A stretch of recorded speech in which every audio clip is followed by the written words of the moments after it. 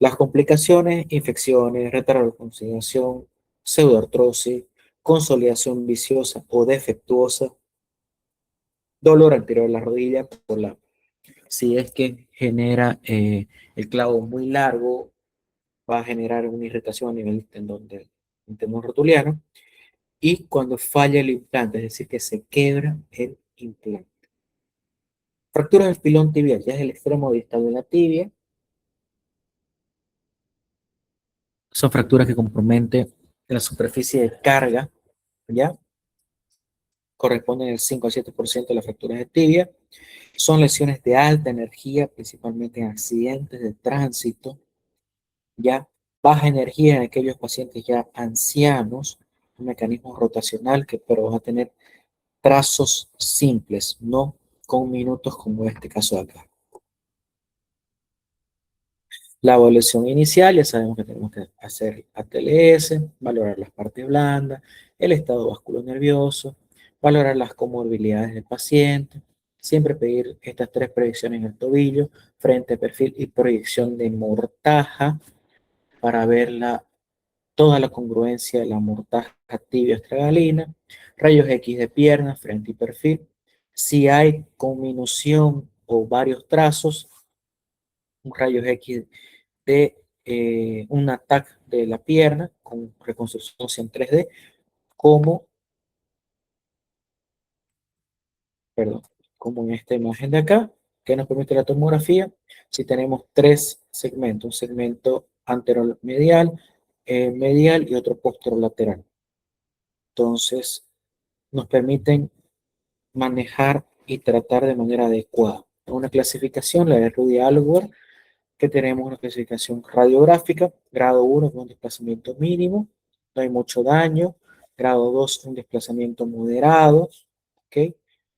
Una conminución mínima, grado 3 una conminución e impactación de la fractura. Diferentes abordajes, ¿ya? Podemos abordar a nivel 360, A que es el anteromedial, B que es el anterolateral, C que es el lateral a través del peroné, D que es el posterolateral, E que es el posteromedial, ten en cuenta el paquete vasculonervioso.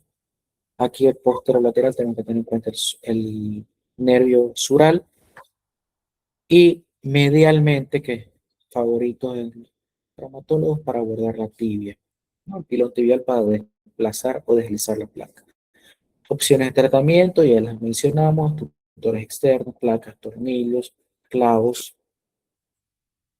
El gol estándar en este tipo de fracturas son las placas. ¿Por qué? Porque nos da una reducción absoluta, una estabilidad absoluta. Tenemos que restaurar adecuadamente esa articulación. Si no hay compromiso de la articulación, podemos utilizar esta técnica que es la MIPO, lo que reducimos la lesión en las partes blandas. Como le explicaba, son incisiones mínimas, ¿ya? Mínimamente invasivas, que dicen. Eh, Después, las más frecuentes, las fracturas de tobillo, y hablando netamente del tobillo, son las fracturas unimaleolares. Luego les continúan las bimaleolares y por último las trimaleolares. Teniendo en cuenta que tenemos tres maleolas en el tobillo, lateral, medial y el posterior, dos tibiales y un peroneo. La clasificación que utilizamos es la de Dennis Weber, que es A infrasindesmal, B transindesmal y C suprasindesmal, que ya saben esa clasificación. La anamnesis, dolor, dolor a la palpación, ¿ya? El mecanismo de trauma, el examen físico, un aumento de volumen, estudios complementarios, la radiografía, frente, perfil, proyección de mortaja. Tomografía solicitamos con lesión de un maleolo posterior o dos maleolos, tres maleolos, cuando hay compromiso de la superficie articular, cuando hay lesión osteocondral asociada. Resonancia magnética, sí la utilizamos cuando tenemos lesiones ligamentarias, pero hasta con la tomografía es suficiente. Tratamiento conservador con el yeso suropeyico, aquellas fracturas que no estén desplazadas, que sean estables, que no haya compromiso de la sindesmosis, Es decir, todas aquellas fracturas que no estén muy desplazadas, Weber A, infracendesmales, optamos por el tratamiento con el yeso suropédico. Aquellas fracturas que son Weber B y Weber C con compromiso de la sindesmosis, se usa la reducción abierta y fijación interna. ¿Con qué? Con placa, ¿ya? Una placa tercio de caña con un tornillo interfragmentario cuando sí lo permite el trazo. Si no lo permite el trazo, ¿ya? Utilizamos la placa, ¿ya? Para una reducción absoluta. Fracturas del pie, recordando un poquito la anatomía, tenemos las falanges, los metatarsos, los huesos del tarso, que tenemos las tres cuñas, primera, segunda, tercera cuña, la cuña medial, cuña intermedia, la cuña lateral, el cuboide, el navicular, el calcáneo por debajo y el astrágalo por encima. Tenemos los diferentes ligamentos que nos van a permitir estas articulaciones. La articulación astrágalo-escafoidea y la calcáneo-cuboidea se llama la articulación de Chopard. La articulación de Chopard que se da las lesiones, las luxofracturas de Chopard en adultos jóvenes, en accidentes de tránsito, en deportistas y en bailarinas. Son mecanismos de alta energía, ¿ya? Accidentes viales, da una combinación de carga axial y torsión cuando hay saltos de grandes alturas. Baja energía cuando se da en bailes, se da una inversión y una abducción del pie sobre el retropié. Proyecciones que utilizamos AP, oblicua y laterales para valorar esta articulación. Bien, la articulación de Chopard. ¿Qué es lo que realizamos? Una estabilización y es de tratamiento quirúrgico. La clínica, dolor, impotencia funcional, equimosis, ¿bien? Hay que estar valorando siempre si no hace un síndrome compartimental. Pueden tener dos tipos de luxación, una luxación plantar y una luxación dorsal. ¿Ok? El desplazamiento, cuando es menor a 2 milímetros, una reducción estable y son luxofracturas cerradas, optamos por un tratamiento cerrado. Una reducción abierta con desplazamiento mayor a 2 milímetros, la incapacidad de mantener la reducción, o sea, una luxación inestable, unas luxofracturas abiertas y aquellos pacientes que generan síndrome compartimental. ¿Qué hacemos? Colocación de clavijas Kirchner, ¿ya? Una fijación percutánea para mantener congruente la articulación. Hay otra articulación que es la articulación de Lisfranc, que es la tarsometatarsial.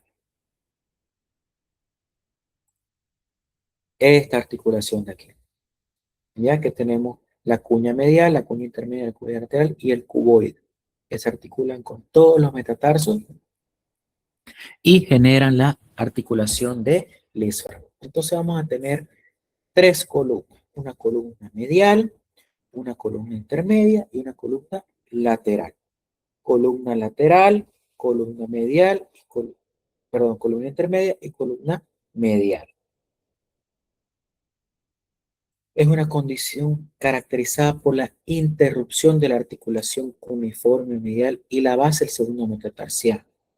Las lesiones pueden variar desde un esguince leve hasta luxaciones graves. El patrón de lesión es una lesión ligamentaria versus una lesión ósea. ¿Esto qué quiere decir?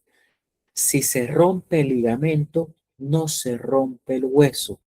Si se rompe el hueso, no hay fractura ligamentaria. Eso memorícenlo de por vida. Dos tipos de mecanismos, mecanismos indirectos, cuando son causados por aplastamientos en el pie. Y mecanismos indirectos por torsiones, por abducciones violentas, por pronaciones del retropié, como vemos acá, en caso de las bailarinas o de los bailarines. El diagnóstico con la radiografía, vamos a encontrar un aumento de volumen, dolor, impotencia funcional, valorar con unas radiografías AP, oblicua y lateral del pie. Bien, el diagnóstico lo hacemos netamente con las radiografías, como vemos acá, una luxación hacia dorsal del pie. Nos da una clasificación de Hardcastle. que tenemos de tres tipos, las tipo A, B y C. Las tipo A, que no hay mucho desplazamiento, las tipo B que se desplaza o lateral o semedial en conjunto, y las tipo C, que ya tenemos bifurcaciones divergentes. La columna medial se desplaza hacia un lado y la columna intermedia y lateral para se abren las articulaciones. Tratamiento conservador cuando no hay un desplazamiento significativo, menor a 2 milímetros, cuando hay contraindicaciones del estado general del paciente. Cuando es quirúrgico, cuando hay un desplazamiento mayor a 2 milímetros, cuando la reducción es muy inestable, cuando se asocian síndromes compartimentales y cuando hay compromiso de las carillas articulares. Se inmoviliza el pie con una férula en cuando hay un gran aumento de volumen, se cambia en bota de yeso cuando se disminuye este aumento de volumen y se da el tratamiento por 3 a 4 semanas. Y el tratamiento quirúrgico, el favorito, clavijas Kirchner. Hay algunos autores o algunos colegas que utilizan placas, tornillos, pero simplemente estabilizando la articulación del Lisfranc con clavijas Kirchner es más que suficiente. Es tan frecuente las fracturas de los metatarsianos que la más frecuente es del quinto metatarsiano, a nivel de la base, cuando hay reducción. ¿Cuándo son? Bueno, voy a hablar esto más adelante. Mecanismo de lesiones en jóvenes por aplastamiento, por torsiones, ¿ya? Caídas, aducciones, inversiones, eversiones del pie. Las fracturas a nivel de la base, el quinto que se llama la fractura de Jones, es a este nivel. Y las fracturas de diáfisis, que son las fracturas por estrés, ya dijimos, ¿no? La fractura a nivel de la cabeza, el segundo, y el tercer metatarsiano, porque son zonas apoyo. Y cuando hay fractura de la diáfisis del primer metatarsiano. Rayos X, AP, lateral, oblicua. Tenemos aquí las fracturas de Jones a nivel de la base del quinto metatarsiano. La gran mayoría de estas fracturas son de tratamiento conservador. Se operan cuando hay fractura del primer metatarsiano porque no tolera las deformidades ni angulaciones. Los metatarsianos centrales cuando hay mayor a 4 milímetros de separación, 10 grados de angulación, cuando son fracturas segmentarias. Y cuando la fractura del quinto metatarsiano hace base, se separa más de 1 centímetro. Entonces, decimos que las tres zonas de apoyo del pie son primer metatarsiano, quinto metatarsiano y segundo metatarsiano. Fracturas de tercer y cuarto metatarsianos, por más que estén anguladas, por más que estén diastasadas, ya tienden a manejarse de manera conservadora. Entonces, utilizamos tutores externos, que son fracturas expuestas, placas de mini fragmentos, clavos endomedulares, tornillos tipo Herbert, que son unos tornillos de compresión, en fin. ¿Sí? ¿Alguna pregunta, chicos?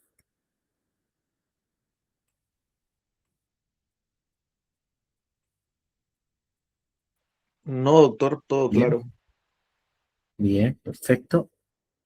Vamos a pasar al otro tema. Rapidito, rapidito. José María, creo que tiene una pregunta.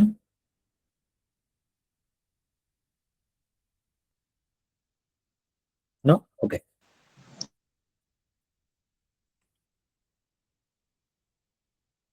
Hablemos de los niños. Ortopedia pediátrica. Quiero hablarles un poquito de dos temas principales que son los más comunes, ¿ya? Tanto en niños como en adolescentes. Ya hablamos de niños de las fracturas supracondylias que son súper comunes. También les mencioné un poquito de las fracturas en niños que son las fracturas en rodete, las fracturas en tallo verde, las deformidades plásticas, ¿bien? Y ahorita vamos a hablar de patologías tanto traumáticas como ortopédicas en los niños, que son dos temas principales, que son la displasia y desarrollo de la cadera o la displasia de cadera, más, eh, vulgarmente hablando, y la epifisiólisis de la cabeza femoral. Vamos con la displasia de desarrollo de la cadera. Son anomalías, ¿bien? Que, perdón, pero aquí está.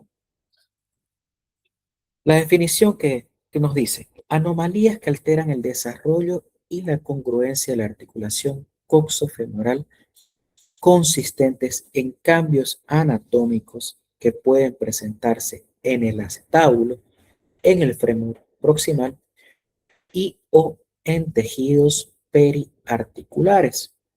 Pueden ser congénitas o desarrollarse durante la primera infancia. Tenemos una incidencia de 2 a 3 pacientes de cada 1000 nacidos vivos y en Bolivia 4 de cada 1000 nacidos vivos.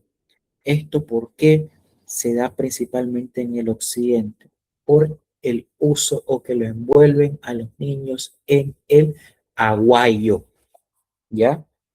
No tanto en el oriente. ¿Por qué? Porque como lo colocan, no sé si conocen, creo que se llama el koala, ¿bien? Que lo colocan a nivel del pecho y mantiene las piernitas en aducción. Entonces, es por eso que no tan frecuentes en el oriente, sino en el occidente. Más frecuente en las mujeres por un tema hormonal que se lo voy a explicar más adelante. Entonces tenemos una clasificación que son la subluxación, las caderas luxables y las caderas ya luxadas. La subluxación es la pérdida parcial de las relaciones articulares de la cadera con ascenso discreto de la cabeza femoral. El fémur puede salir de acetábulo sin maniobras externas. La cadera luxable es aquella cabeza femoral que está dentro del acetábulo, pero con maniobras puede ser luxada, que es la maniobra de Ortolani y la maniobra de Barlow. La luxación ya es la pérdida total de la congruencia coxofemoral, quedando la cabeza fuera de la cavidad acetabular. Ejemplo, la subluxada, la luxable, porque tiene cierta deformidad, y la luxada. Tenemos algunos factores mecánicos y unos factores fisiológicos de la displasia de desarrollo de la cadera. Factores mecánicos que son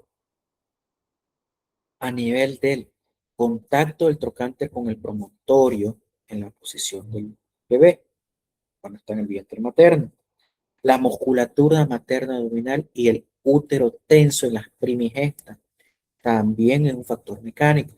La presentación podálica, los pacientes multigestas y aquellos pacientes que presentan deformidades asociadas.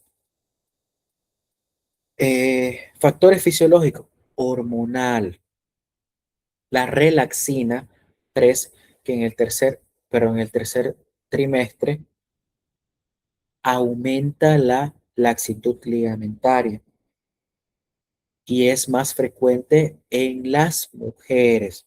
¿Por qué? Porque el estrógeno inhibe la síntesis de colágeno. ¿Y quién tiene más estrógeno? Pues las mujeres. Por eso es un poco más frecuente en las mujeres. La patología anatómica, ¿ya? ¿Qué es lo que vemos? Que en el acetábulo se verticaliza y se aplana. El pulvinar, el terens, el labrum y la cápsula se hipertrofia, ¿ya? Que son estructuras de las partes blandas. El labrum, que el labrum es como el techo acetabular, se transforma en limbus, el limbus es ya de más tejido adiposo, es más hipertrófico, y el neolimbus, que es una falsa neoarticulación o neoacetábulo, que cuando se reduce y vuelve a estar en el acetábulo, se desaparece sin necesidad de cirugía. Alteraciones al nivel de la cabeza femoral, que hay un cortamiento del cuello femoral, hay deformidades en la cabeza, hay un retraso en el núcleo de osificación y hay contractura de los aductores y del glúteo medio y del psoas.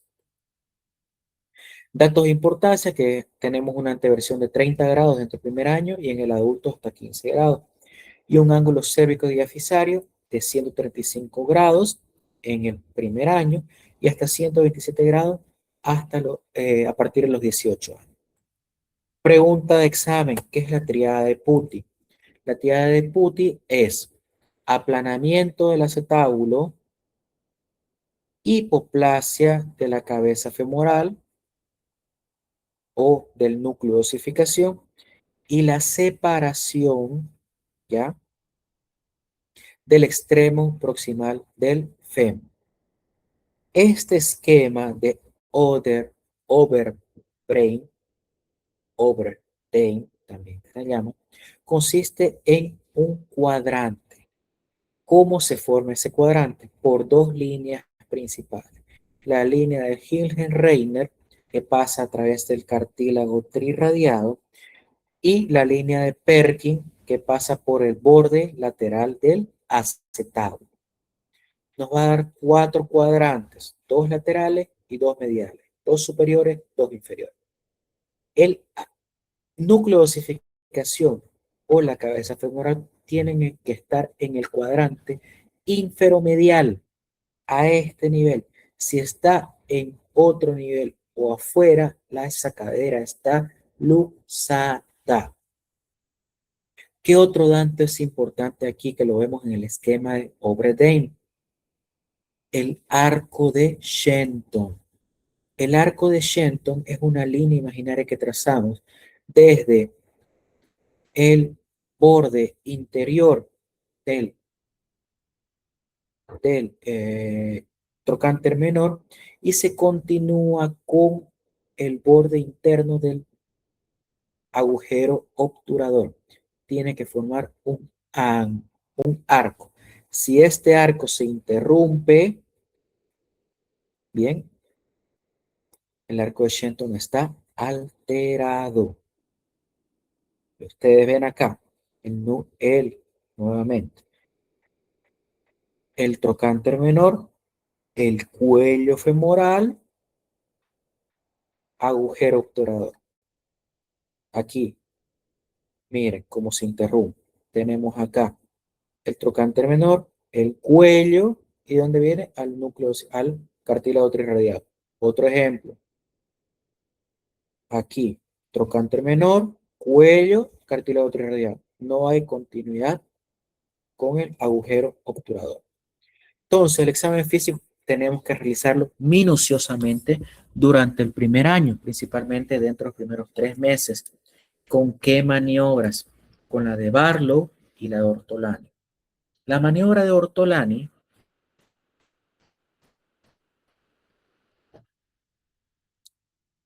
ya se la realiza, bueno, primero vamos con la de Barlow. La Barlow, cerramos las caderas y empujamos hacia atrás. Entonces vamos a sentir un clank o un clic a nivel de la cadera que se puede luxar. Y con la de Ortolani, abrimos las caderas, abducimos las caderas y con nuestro dedo índice y medio a nivel del trocánter mayor la reducimos y suena clonk. Entonces, es una cadera luxable. Es un Barlow positivo y Ortolani positivo. Nos quiere decir que hay un proceso de displasia y desarrollo de la cadera. Solamente en el examen físico. Si a estas maniobras se le agrega el signo de Alice o de Galeazzi, que es una simetría de miembros inferiores, como lo vemos acá en este niño, hay limitación en la aducción, que tiene que ser casi 90 grados. Si hay una limitación y si hay una asimetría en los pliegues, estamos con un examen físico positivo para la displasia de desarrollo de cadera. ¿Cómo la clasificamos? En una clasificación ecográfica. ¿Por qué? Porque en los niños menores de 3 meses solicitamos ecografía para confirmar nuestro diagnóstico, que se llama la ecografía de Graf.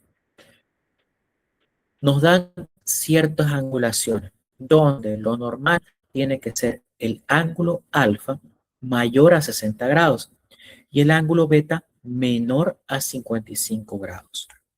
¿Ya? el ángulo alfa que tiene que estar en congruencia con el promontorio y el ángulo beta que es netamente del acetábulo. Bien, entonces lo normal del ángulo acetabular, como vemos acá, ¿ya? ¿Por qué la ecografía es primero? Porque no logramos ver todas las estructuras óseas hasta antes de los 3 meses. Se solicita radiografía posterior a los 3 meses. Entonces, el manejo de la displasia de desarrollo de la cadera, si tenemos una cadera luxable en nuestro examen físico en menores de 3 meses, lo confirmamos el diagnóstico con una ecografía. Si la ecografía nos da ciertas angulaciones, solo manejamos tratamiento conservador y lo repetimos el examen. Perdón, ¿alguien quiere preguntar?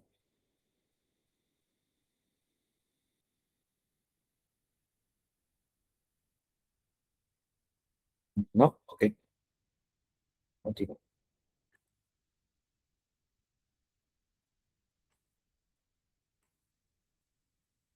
Vemos de que tenemos que tomar en cuenta estos ángulos. Ángulo acetabular. En una cadera normal, ¿cómo se calcula? Ok, se nota que está en clase. Entonces, calculamos con la línea de Hilgin-Reiner, que pasa por el cartílago trirradiado, ¿ya? Y una línea que pasa formando una angulación a través del acetábulo. Tiene que ser en los menores de 3 meses hasta 30 grados, de 6 meses 25 grados y mayores de un año 22 grados. En una cadera displásica tenemos alteraciones. Entonces, pregunta de examen, el tratamiento, ¿ya? De los niños con displasia de cadera en menores de 6 meses es el arnés de Pavlik, que es este de aquí. El arnés de Pavlik, ¿qué es lo que permite? Mantener las caderas en una flexión de 90 grados hasta 100 grados y una abducción de 60 grados. ¿Por cuánto tiempo? Por 3 meses, durante día y noche, y luego mantener un año, hasta cumplir un año, solo en las noches. Bien, se hace un tratamiento con seguimiento cada 8 días, cada semana, y con una ecografía entre 3 a 4 semanas, o sea, cada mes una ecografía. Esto que nos permite ya evitar la necrosis vascular. Ya, si nos pasamos más de 100 grados en la flexión, generamos una necrosis de la cabeza femoral. Y si nos ampliamos mayor a 60 grados la ABD, generamos lesiones a nivel del nervio glúteo. ¿Qué otro tratamiento está? En la armada de Freya. ¿Ya? La armada de Freya es un cojín que mantiene esa posición. Y por último, la férula tipo Craig, que ya es una órtesis rígida. Ya en las posiciones que se mencionan anteriormente.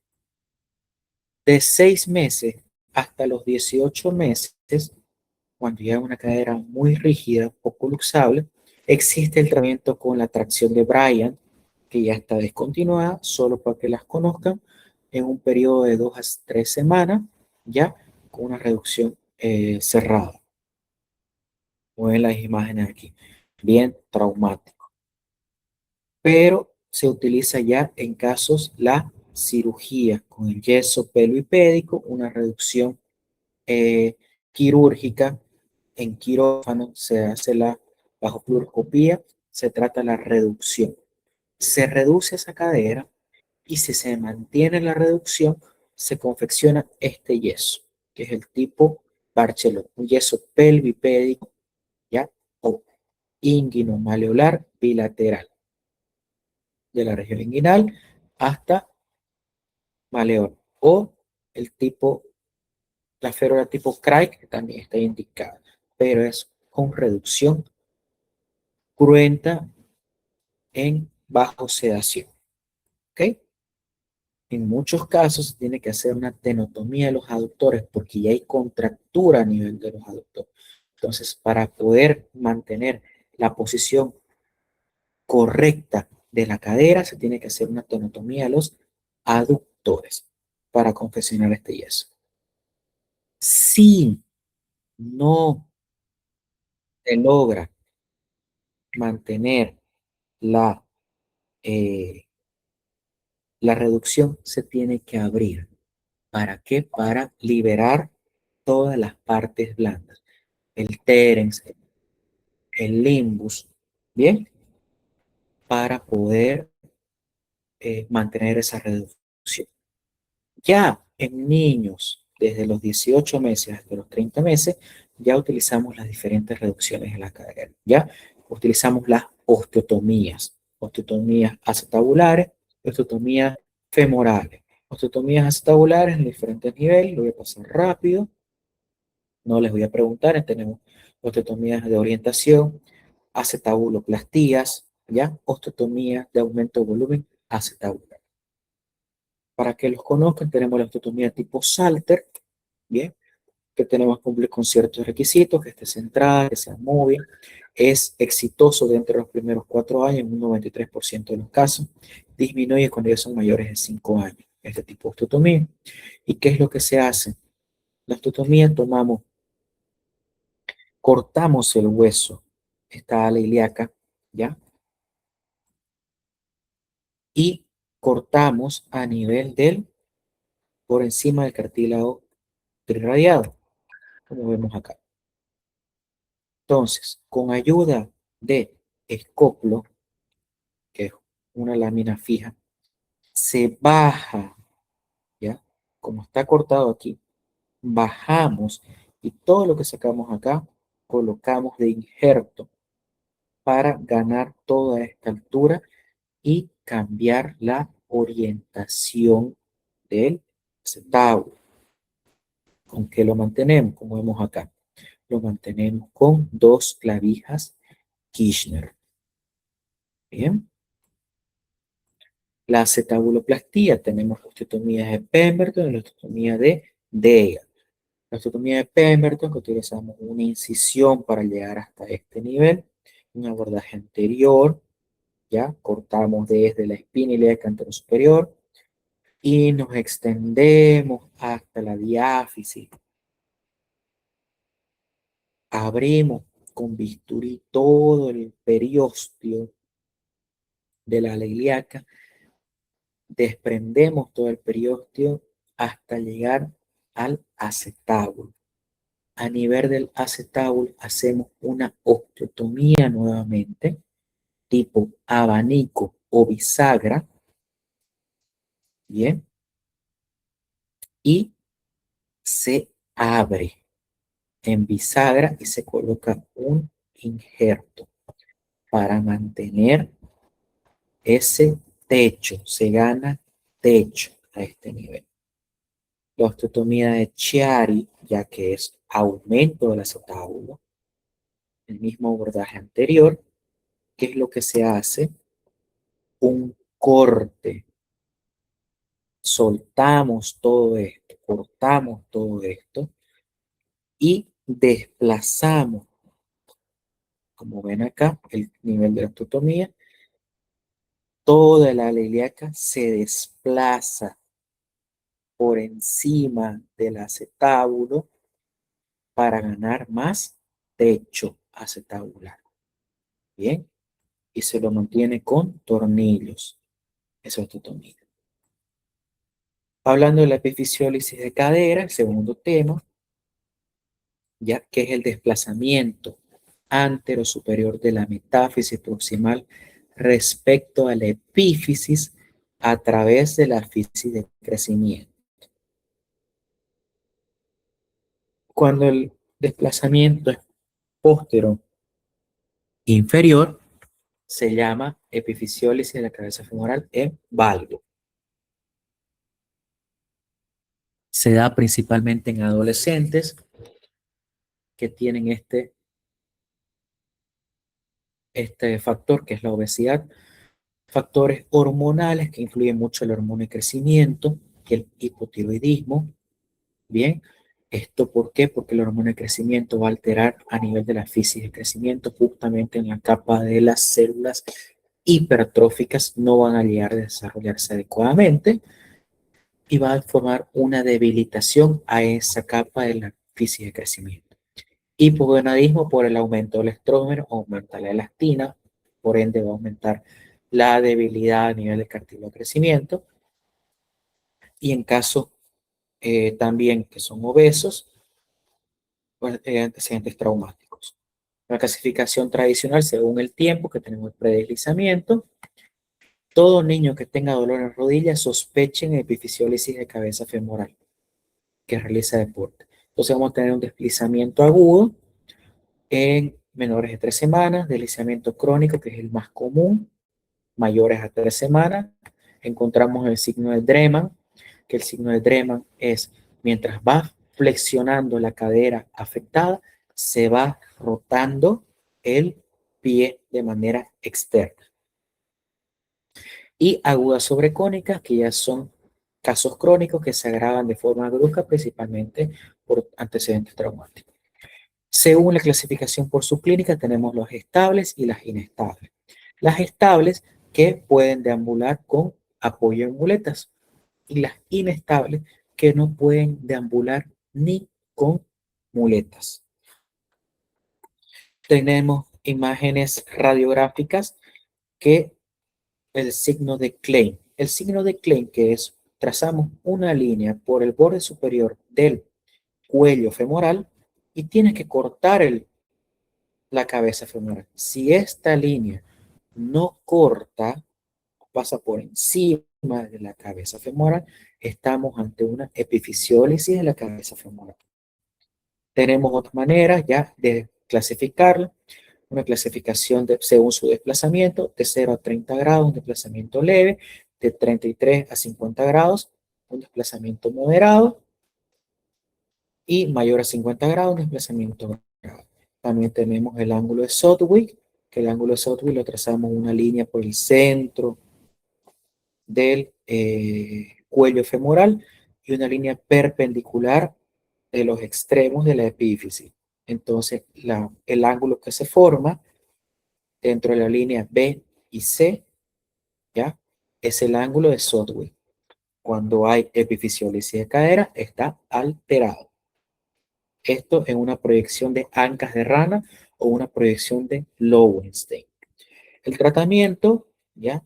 Que el tratamiento del gol estándar en aquellas fijaciones estables con agujas Kirchner o clavos roscados, ¿ya? Con desplazamiento leve de manera percutánea. Mientras que cuando ya son agudos sobre crónicos o crónicos, caderas inestables, se hace ya la osteotomías, ¿ya?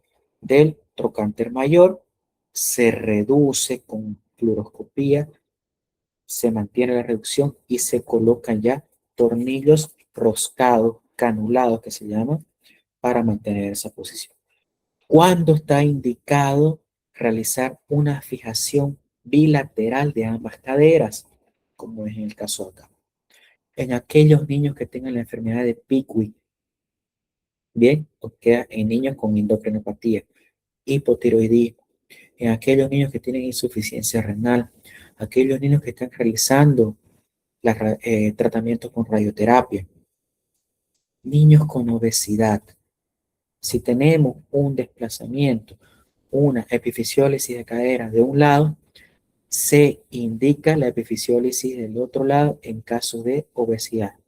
Y en niños que tienen el desplazamiento mayor al 50%, también está indicada el desplazamiento, perdón, la fijación de la cadera contralateral. ¿Okay? ¿Alguna pregunta, chicos?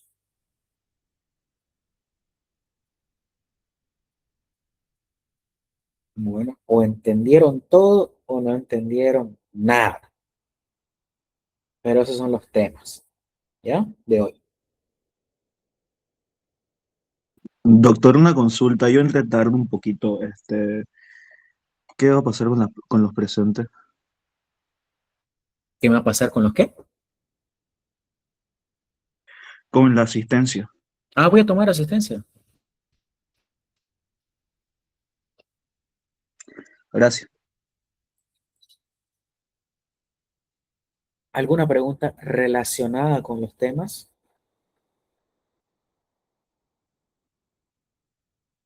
Con estos temas acaba el temario y tenemos el examen práctico la próxima semana, ¿no? Sí. Yo le voy a pasar la fecha. Gracias, doctor. ¿Alguna otra pregunta? No. Vamos a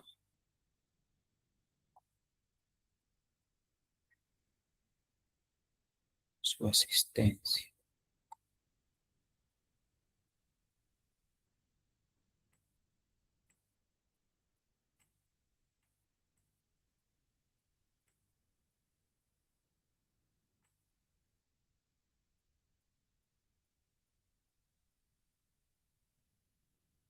No son ni la mitad de su curso, conductor. ¿No?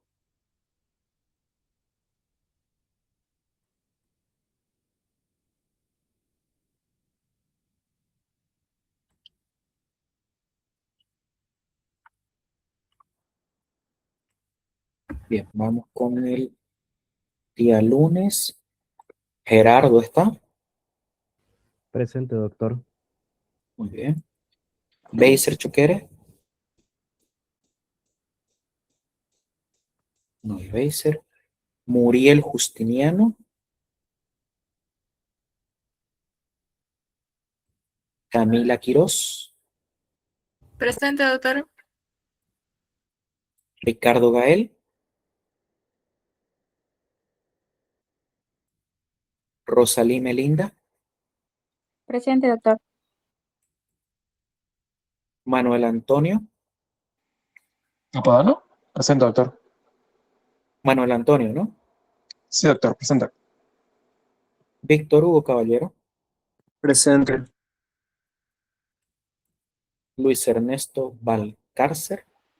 Presente, doctor. Lourdes Fabiana. Presente, doctor.